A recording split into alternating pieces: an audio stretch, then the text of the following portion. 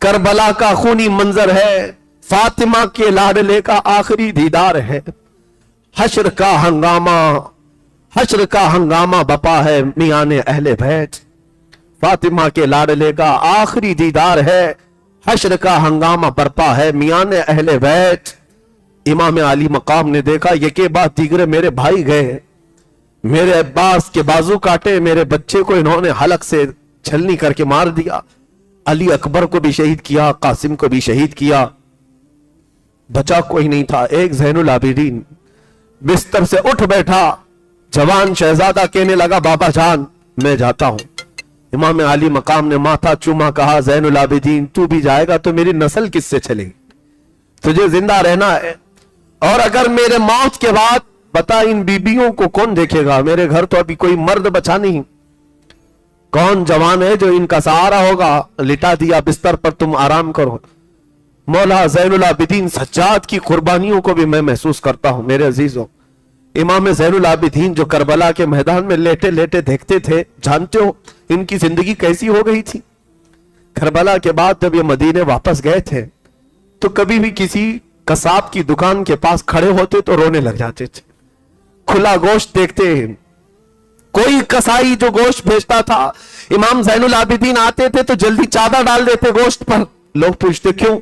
کہا وہ جو امام آ رہے ہیں نا ابھی یہ کچا گوشت دیکھیں گے رونے لگ جاتے ہیں، کیونکہ انہوں نے اپنے گھر کے گوشت کے ٹکڑوں کو دیکھا تھا، ان کی زندگی ایسی ہو گئی تھی۔ امام زین العابدین نے ایک بار ایک قصائی کو بلایا اور پوچھا تم جانوروں کو کیسے ذبح کرتے ہو؟ کہا قبلہ رخ لٹاتے ہیں، پانی پلاتے ہیں، پڑھتے ہیں اور پھر ذبح کرتے ہیں۔ چیخ ماری اور کہا دنیا والے جانوروں کو پانی پلا کر ذبح کرتے، میرے باپ کو کوفیوں نے 3 دن کی پیاس کے بعد ذبح کیا تھا، میرے گھر والوں کو 3 دن کی پیاس کے بعد ذبح کیا تھا۔ ہر قربان ہونے والا جانور پانی پی کر کے ذبح ہوتا ہے، رسول اللہ کے گھر کا شہزادہ بغیر پانی پیے دنیا سے گیا۔ یہ امام زین العابدین کی زندگی کا حال تھا۔ عزیزان گرامی وقار، غم ان کا حق تھا۔ کئی مرتبہ مدینے والے ان کے پاس آتے اور ان کو ہنسانے کے لیے کوئی باتیں کہتے ہیں، آپ ہنستے نہیں، زندگی بھر کسی نے آپ کو ہنستے ہوئے نہیں دیکھا۔ لوگ کہتے غم ہو گیا، کبھی تو مسکرائیں۔ امام زین العابدین کہتے تم اس سے ہنسنے کی امید رکھتے ہو جس کے سامنے اس کے باپ کے ٹکڑے ہیں، اس کے بھائی کے ٹکڑے ہیں، اس کے گھر کی عورتیں بے آبرو ہو گئیں، تم اس کے ہنسنے کی امید رکھتے ہو۔ لوگوں خیر کرو، شکر کرو کہ آنسو نکلتے ہیں، یہاں تو خون نکلنا چاہیے۔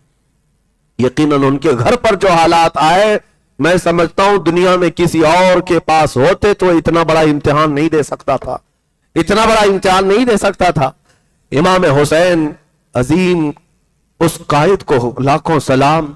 اب اس میدان کربلا میں بیویوں کے سامنے آئے، سیدہ زینب جلدی سے ایک صندوق لے کر کے آئیں، پیٹی لے کر آئیں اور اپنے بھائی کو صندوق کھول کر ایک جبہ پہنانے لگی۔ وہ رسول کریم صلی اللہ تعالی علیہ وسلم کا جبہ مبارکہ تھا۔ امام حسین نے کہا میری بہن، میری ہمشیرہ آج تو کیوں پہنا رہی ہے؟ کہا بھائی جان یہ جبہ میرے اماں نے دیا تھا، سیدہ کائنات فاطمہ الزہرا نے دیا تھا اپنی موت سے 2 دن پہلے، اور کہا تھا بیٹی اس کو سنبھالے رکھنا، میرا لاڈلا ایک دن میدان میں اترے گا، اس وقت اس کے آس پاس کوئی نہیں ہوگا، تو اپنے ہاتھ سے اس کو یہ جبہ پہنانا، اس لیے کہ اس کو اس کی ماں سے بڑی محبت ہے۔ امام حسین کو یہ کہتی ہوئی وہ جبہ پہناتی رہی۔ امام علی مقام اپنی ماں کو یاد کر کے رو پڑے، کیوں نہ روئیں؟ ایک امام مسلم ہیں جنہوں نے ایک روایت بیان کی ہے، وہ کہتے ہیں میں نے خواب میں دیکھا تھا ایک بوڑھی عورت اپنے چہرے پر چادر ڈالی ہوئی جھاڑو لے کر میدان جھاڑ رہی ہے۔ میں قریب جا کر پوچھا بی بی تم کون ہو؟ وہ اپنا چہرہ نہیں دکھاتی اور کہتی ہے میں محمد الرسول اللہ کی بیٹی فاطمہ ہوں۔ کہا یہاں کیوں جھاڑ رہی ہو؟ کہا کل میرا بچہ یہاں گر کر شہید ہونے والا ہے، اس میدان کی کنکریاں صاف کر رہی ہوں۔ میرے عزیزوں اس فاطمہ الزہرا کے اس عظیم لاڈلے کا آخری دیدار ہے، جس کے حلقوم کو میرے مصطفیٰ نے چوما ہے، ان کا آخری دیدار ہے۔ جو دوش پیغمبر کا راکب سوار ہے اس کا آخری دیدار ہے، جن سے شریعت مصطفیٰ چلی اس کا آخری دیدار ہے۔ رسول اللہ کا جبہ پہنا، امامہ پہنا، حیدر کرار کی تلوار ذوالفقار ہاتھ میں لی، जाफर तैयार का पट्टा और हजरत अमीर हमजा का नेजा हाथ में लिया, सारे तबर्रुकात एक साथ जेब तन किए। इमाम आली मकाम ये सारे तबर्रुकात पहनकर खीमे से निकलना ही था कि औरतों की आवाजें आ गईं। कहा, छोटी सकीना आई और कहा, बाबा जान ये कूफी तो 6 माह के बच्चे को पानी न पिला सके, आपके बाद ये हमारे साथ क्या करेंगे, आप किसके हवाले हमें छोड़ रहे हैं। इमाम हुसैन ने सिर्फ इतना कहा, सकीना अल्लाह उसके रसूल के हवाले तुम्हें करके जा रहा हूं। सैयदा सकीना से कहा, बेटी चाहे जैसे भी हालात हो जाए तू अपने हिजाब की पाबंदी रखना, तू अपने पर्दे की पाबंदी रखना। ये आखिरी वसीयतें थी अपने खानदान की अहली औरतों के लिए। और बीबियां ये चेहरा देखती रह गई। मेरे अजीजों, हम तो जनाजा जाते हुए लोगों का देखते हैं, रो पड़ते हैं, लेकिन वो जिंदा जावेद घर से जब रुखसत हो रहा है दूल्हा बनकर, घोड़े पर सवार हुआ और वो अजीम उनका घोड़ा, जो वफादार घोड़ा जो हर जंग में आपके साथ रहा, आज वो घोड़ा भी बढ़ने को तैयार नहीं था। आगे बढ़ने को उसको एड़ लगाई, उसको मारा, आगे बढ़ने को तैयार नहीं था। मौला हुसैन ने देखा घोड़े से उतरकर बीबी सकीना उसकी टांगों को पकड़े हुए बैठी हुई है और बार बार घोड़े से कहती जाती है कि ए घोड़े, ए सवारी, मेरे बाबा जान को न लेना, इसलिए कि आज अगर तू सवार करके ले जाएगा तो ये वापस नहीं आएंगे।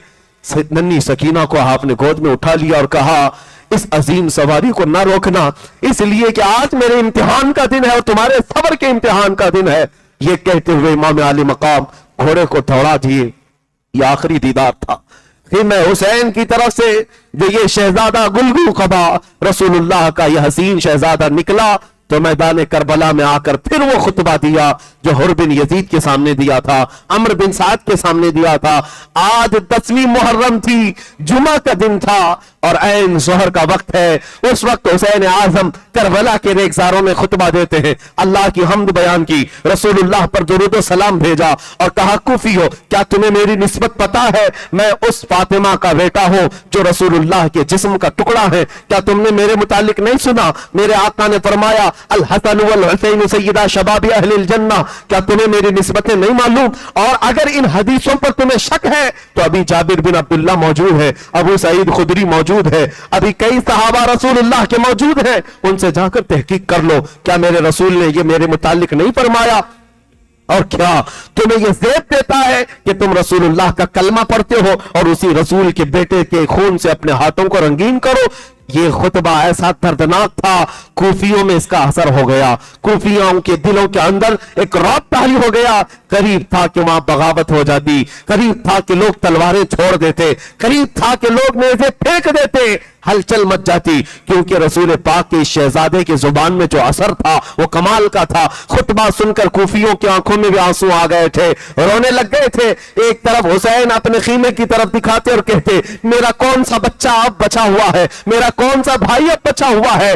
देखो तुमने मेरे खीमे को लूट लिया, मेरे घर के टुकड़े कर दिए, अब भी अगर तुम चाहते हो तो मैं माफ करने को तैयार हूं, मेरे खून से रंगीन न करो अपने हाथ। कूफियों पर जब ये तकरीर असर करने लग गई, अम्र बिन साद खड़ा हो गया। शिमर दिल जोशन जो हराम तहर कमीना इंसान था, जलील तरीन इंसान था, वो खड़ा हुआ और वो भी फसीह बली खुतबा देता था। खड़े होकर के उसने गालियां देना शुरू किया, आपकी इज्जत पर हमले करना शुरू किया। कहा ये कज़्ज़ाब इब्ने कज़्ज़ाब है, झूठा झूठे का बेटा है, नाउज़ुबिल्लाह, सबको गालियां दिया। और उसके बाद कूफियों से कहा, अगर तुम में से एक भी बगावत कर गया तो मैं यजीद के सामने लिख कर भेजूंगा, तुम्हारी नस्लों को खत्म कर दिया जाएगा, तुम्हारे खानदान उजाड़ दिए जाएंगे, कूफा को तहस नहस कर दिया जाएगा। खबरदार कोई हुसैन की तकरीर पर दिल पजीर ना होने पाए। उसके बाद शिमर दिल जोशिन की तकरीर असर कर गई। फिर लोगों से कहा गया, हम हुसैन की तकरीर से माइल नहीं है, उनकी तरफ रगबत नहीं करते, हम मुकाबले के लिए तैयार हैं।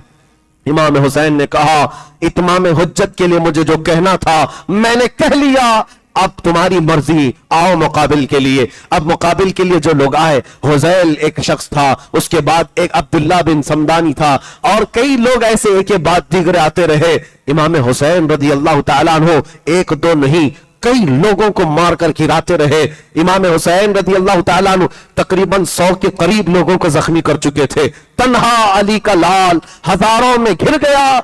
फातिमा का गुल अजार, ये फातिमा का शेर हजारों में घिर गया। अजीजा ने गिरामी वकार, इमाम हुसैन लड़ते रहे, कई लोगों को जख्मी करते रहे, और उसके बाद वही मामला, प्यास की शिद्दत, प्यास की शिद्दत, बेटों का गम अलग है, भाइयों की लाशें अलग है, बीवियों का अकेला होना अलग है। कितना बोझ लेकर मेरा हुसैन लड़ रहा था, कितनी जिम्मेदारियां लेकर ये घोड़े का शहसवार था।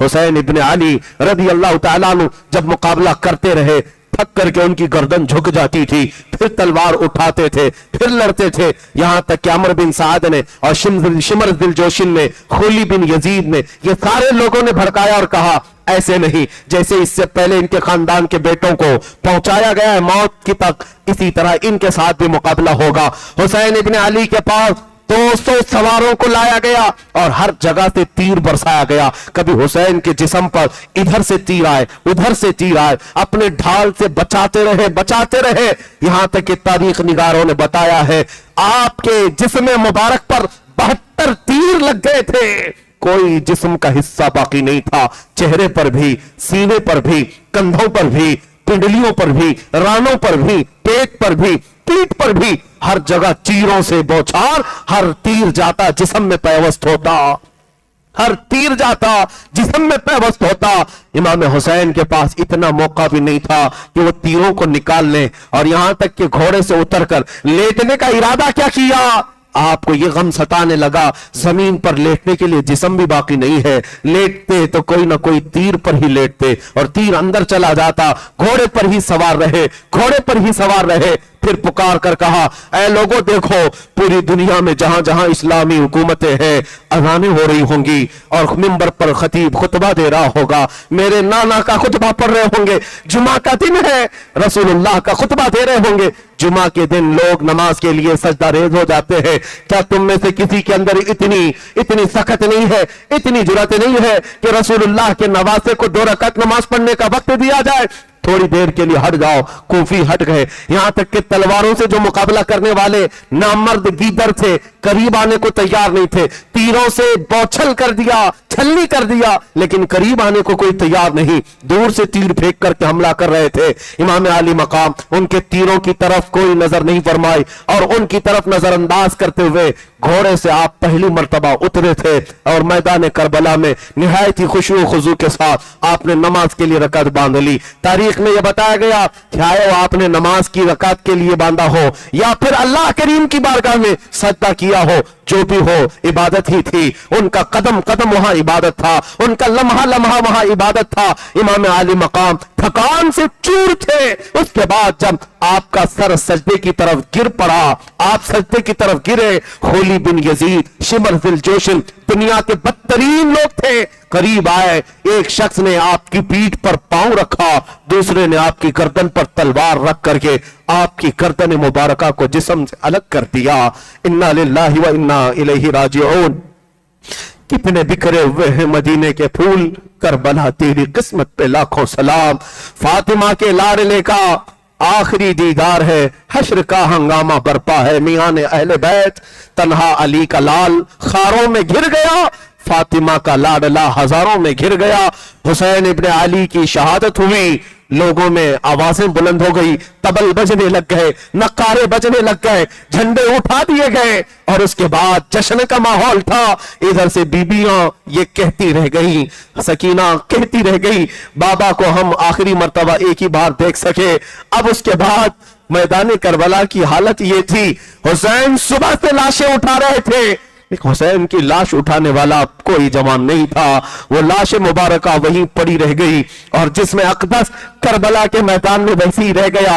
कूफी यजीदी इतनी भी अपने अंदर अखलाकी जुर्रत नहीं रखते थे कि लाश को उठा करके रख दिया जाए। मैदान करबला में बिखरी हुई लाशों पर वो घोड़े दौड़ाते हुए अपनी सिमत निकलते रहे, अपने और जाते रहे और हुसैन इब्ने अली की शहादत के बाद आसमान रंगीन हो गया होगा। इस सूरज ने आज तक ऐसा वाकया देखा नहीं होगा, जमीन खून बहा चुकी होगी और फिर करबला के मैदान से यह पैगाम रहती दुनिया तक पहुंचाया जाएगा कि जालिम कुत्तों ने हमला करके मेरे नबी के घराने को काट तो दिया, لیکن اے کتوں بتاؤ تمہارے یزید نام کا کوئی بچہ بھی دنیا میں ملتا ہو تو لا کر کھڑا کرو، لیکن نہ لا سکو گے نہ یزید کی ضروریت، نہ اس کی اولاد، نہ اس کا نام۔ ہاں اگر گلی کوچے میں کہیں پر بھی جاؤ گے تو حسین نام کا ہر بچہ ہمارے محلے میں نظر آئے گا۔ اسی کو شاعر نے کہا ہے قتل حسین اصل میں مرگ یزید ہے، اسلام زندہ ہوتا ہے